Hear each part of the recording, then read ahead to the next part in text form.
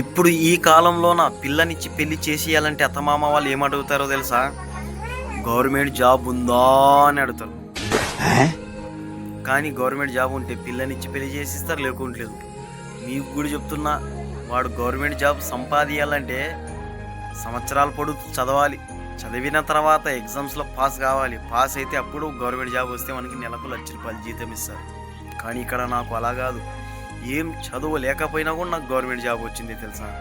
అది ఎలాగో తెలుసా?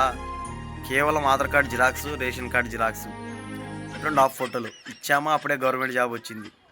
అది ఏ జాబో తెలుసా? కరువు పని జాబ్ కార్డు వచ్చింది నాకు.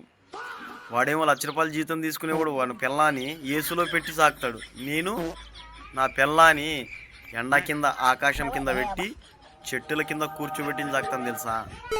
నాకు నెలకు 5,600 జీతం. ఏంటి మమ్మీ ఎవడీడు?